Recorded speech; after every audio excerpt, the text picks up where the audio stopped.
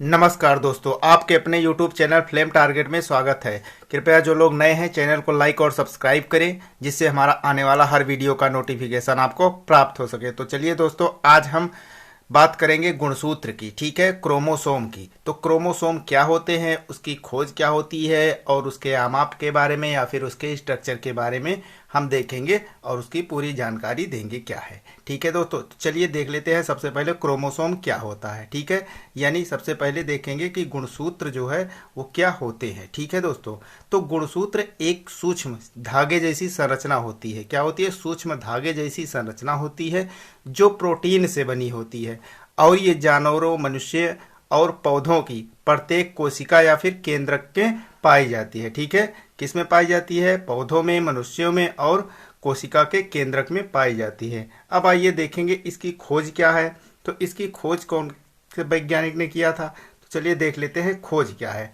ठीक है, तो गुणसूत्र की खोज स्ट्रासबर्गर ने 1875 में की थी। किसने? स्ट्रासबर्गर, ये साइंटिस्ट हैं। इन्होंने इसकी खोज 1875 में की थी और 1888 89 में वाल्डेयर ने इसके लिए क्रोमोसोम शब्द का प्रयोग किया। यानी जो वाल्डेयर हैं वो इन्होंने क्रोमोसोम शब्द का प्रयोग किया था। किसका? क्रोमोसोम शब्द का। सटन व बावेरी ने बताया कि गुणसूत्रों के द्वारा आनुवांशिक लक्षणों का पारगमन यानी ट्रांसमिशन होता है। ठीक है, किसने बताया? सटन व बावेरी ने बताया। ठीक है, कि गुणसूत्र एक स्थान से दूसरे यानी कि आनुवांशिक लक्षणों द्वारा ये क्या होते हैं कि ये ट्रांसफर किए जाते हैं या ट्रांसफर होते हैं। ठीक है दोस्तों, तो ये आनुवांशिक लक्षणों द्वारा ट्रांसफर होते हैं। गुणसूत्र के द्वारा ही माता पिता के लक्षण उनकी संतानों में पहुंचते हैं। किसके द्वारा? गुणसूत्र के द्वारा उनकी जो है संतानों में ये पहुंचते हैं लक्षण। ठीक है, यानी गुणसूत्र आनुवांशिक लक्षणों के वाहक होते हैं। ठीक है, गुणसूत्र आनुवांशिक लक्षणों के वाहक होते हैं। अब आइए देखेंगे गुणसूत्र संख्या क्या है। ठीक है, यानी क्रोमोसोम नंबर क्या है। ठीक है, तो क्रोमोसोम जो नंबर होता है, ठीक है, यानी किसी एक जाति के सभी जीवों में गुणसूत्रों की जो संख्या होती है वो एक सी होती है, या कहें कि एक ही होती है। ठीक है, किंतु विभिन्न जातियों के जीवों में इनकी संख्या क्या होती है? वो अलग अलग होती है। जैसे मच्छर में 6 गुणसूत्र पाए जाते हैं, घर की मक्खी में 12 गुणसूत्र, मधुमक्खी में 32, बिल्ली में 36, कुत्ते में 78 तथा गाय में 60 गुणसूत्र पाए जाते हैं। ठीक है, जबकि मनुष्य में क्या होते हैं? मनुष्य में जो है 46 गुणसूत्र पाए जाते हैं। कितने? मनुष्य में 46 गुणसूत्र पाए जाते हैं।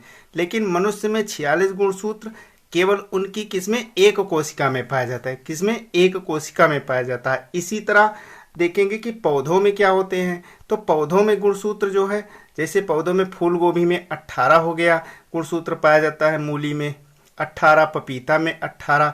तो इन सब में क्या होते हैं कि गुणसूत्र की जो संख्या होती है वो बराबर यानी इक्वल होती है, 18 18 सब में पाए जाते हैं। ठीक है दोस्तों, चलिए अब आगे देखेंगे कि गुणसूत्र की आमाप क्या है। ठीक है, यानी उसकी जो गुणसूत्र होती है उसकी साइज क्या होती है। तो गुणसूत्र की औसत लंबाई 3 से 5 माइक्रोन। ठीक है, कितनी? 3 से 5 माइक्रोन, तथा व्यास जो होता है वो 0.2 से 3 माइक्रोन तक होता है। कितना? 0.2 से 3 माइक्रोन तक होता है। अब देखेंगे गुणसूत्र की संरचना क्या है, यानी स्ट्रक्चर ऑफ क्रोमोसोम क्या होते हैं। ठीक है, चलिए तो स्ट्रक्चर, इसके क्रोमोसोम के स्ट्रक्चर को देखेंगे। सबसे पहले है क्रोमोनिमेटा। ठीक है, प्रत्येक गुणसूत्र 2 ऐंठे हुए सूत्रों का बना होता है। ठीक है, प्रत्येक गुणसूत्र 2 ऐसे ऐंठे हुए सूत्रों का बना होता है। इन सूत्रों को क्या कहते हैं? क्रोमोनिमेटा कहते हैं। ठीक है दोस्तों, इन सूत्रों को क्रोमोनिमेटा कहते हैं। ठीक है, यानी क्रोमोनिमेटा जो है, क्रोमोनिमेटा के चारों ओर मैट्रिक्स होता है। क्या होता है? चारों ओर जो क्रोमोनिमेटा होते हैं उसके चारों ओर मैट्रिक्स होता है, जिसके चारों ओर एक महीन झिल्ली या फिर कहें कि पेलिकल होती है। ठीक है, या फिर क्या? पेलिकल होती है। ठीक है, ये है दोस्तों क्रोमोसोम का स्ट्रक्चर है। ठीक है, यानी क्रोमोसोम का स्ट्रक्चर में एक क्रोमोनिमेटा हो गया, क्रोमोमियर हो गया, पेलिकल हो गया, ये सेंट्रोमियर हो गया। ठीक है, और ये जो आप देख रहे हैं ये प्राथमिक संकीर्ण हो गया, और यहाँ जो खाली स्थान देख रहे हैं ये द्वितीयक संकीर्ण हो गया। ठीक है दोस्तों, और जो सबसे नीचे की तरफ होता है ये क्या होता है? ये सैटेलाइट होता है। क्या होता है? सैटेलाइट होता है। ठीक है, चलिए आगे देखें क्रोमोमियर क्या है। ठीक है, क्रोमोमियर के बारे में।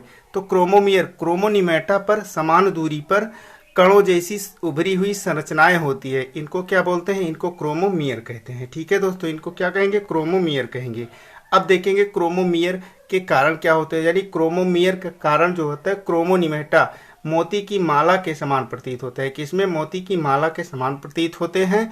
ठीक है दोस्तों, क्रोमोमियर जो होते हैं जीन की स्थिति को प्रदर्शित करते हैं। किसको? ये जीन की स्थिति को प्रदर्शित करते हैं, क्योंकि जो जीन होते हैं, क्योंकि ये जीन आनुवंशिक लक्षणों के वाहक होते हैं, इसलिए ये इसकी स्थिति को प्रदर्शित करते हैं। ठीक है दोस्तों, अब देखेंगे प्राथमिक संकीर्ण या सेंट्रोमियर। ठीक है, प्राथमिक संकीर्ण या फिर सेंट्रोमियर क्या होते हैं, यानी प्राइमरी कंस्ट्रक्शन एंड सेंट्रोमियर होते क्या है। ठीक है, तो चलिए देख लेते हैं इसको। गुणसूत्र में एक संकीर्ण भाग दिखाई देता है, इसे प्राथमिक संकीर्ण कहते हैं। ठीक है दोस्तों, गुणसूत्र में एक छोटा सा प्राथमिक संकीर्ण दिखाई देता है, जिसको क्या कहते हैं? प्राथमिक संकीर्ण कहते हैं। तथा प्राथमिक संकीर्ण के अंदर स्पष्ट क्षेत्र को क्या कहते हैं? सेंट्रोमियर या फिर काइनेटोकोर कहते हैं। ठीक है, सेंट्रोमियर या फिर काइनेटोकोर कहते हैं। ठीक है, जो कि सेंट्रोमियर, ठीक है, सेंट्रोमियर, क्योंकि सेंट्रोमियर जो होते हैं ये गुणसूत्र को दो भुजाओं में बांटता है। किसमें? गुणसूत्र जो होते हैं उनके दो भुजाओं में बांटता है। ठीक है, ये भुजाएं बराबर लंबाई की या फिर छोटी बड़ी भी हो सकती हैं। ठीक है, अब इसके द्वितीयक संकीर्ण को देखेंगे। द्वितीयक संकीर्ण क्या है? ठीक है, यानी सेकेंडरी जो है कंस्ट्रक्शन और न्यूक्लियोलर ऑर्गेन जो है सेकेंडरी कंस्ट्रक्शन और फिर न्यूक्लियोलर ऑर्गेनाइजर। ठीक है, तो कुछ गुणसूत्रों में प्राथमिक संकीर्ण के अतिरिक्त एक और संकीर्ण होता है, यानी प्राइमरी जो संकीर्ण होता है उसके अतिरिक्त एक और संकीर्ण होता है, जिसको क्या कहते हैं? जिसको द्वितीयक संकीर्ण। ठीक है, जिसको द्वितीयक संकीर्ण कहते हैं। ठीक है, सेकेंडरी कंस्ट्रक्शन कहा जाता है। ठीक है, अब देखेंगे सैटेलाइट क्या होते हैं। ठीक है, तो सैटेलाइट के बारे में हम देखेंगे क्या है। गुणसूत्र का द्वितीयक जो संकीर्ण से आगे का भाग होता है उसको क्या कहते हैं? सैटेलाइट कहा जाता है। ठीक है, यानी जो द्वितीयक संकीर्ण होता है उसके सबसे आगे का भाग जो होता है वही होता है सैटेलाइट। यह गोल, लंबा या खुंडीदार होता है। ठीक है दोस्तों, गोल, लंबा तथा खुंडीदार होता है। अब देखेंगे गुणसूत्र के प्रकार क्या होते हैं। ठीक है, यानी गुणसूत्र का जो प्रकार होता है ये क्या होता है। तो गुणसूत्र के जो टाइप्स हैं इसमें सबसे पहले हम देखेंगे कि ऑटोसोम क्या होते हैं। ये लिंग गुणसूत्रों से अधिक संख्या में होते हैं। किसमें होते हैं? जो लिंग गुणसूत्र होता है उसमें अधिक संख्या में होते हैं तथा इनका लिंग निर्धारण से कोई संबंध नहीं होता है। ठीक है दोस्तों, इनका जो लिंग निर्धारण होता है उससे कोई इनका संबंध नहीं होता है। ठीक है, अब देखेंगे लिंग गुणसूत्र क्या होते हैं। ठीक है, लिंग गुणसूत्र क्या होते हैं? सेक्स क्रोमोसोम, ये संतति में नर अथवा स्त्रीलिंग का निर्धारण करते हैं। ठीक है, ये एक्स व वाई गुणसूत्र कहलाते हैं। ठीक है, क्या होते हैं? ये एक्स और वाई गुणसूत्र कहलाते हैं। ठीक है, अब देखेंगे गुणसूत्र के कार्य क्या हैं। ठीक है, गुणसूत्र के कार्य यानी फंक्शन ऑफ क्रोमोसोम। तो पहला कह रहा है ये आनुवांशिक सूचनाओं को एक पीढ़ी से दूसरे पीढ़ी में क्या करते हैं? संचारित करते हैं, यानी एक पीढ़ी से दूसरे पीढ़ी में जाते हैं।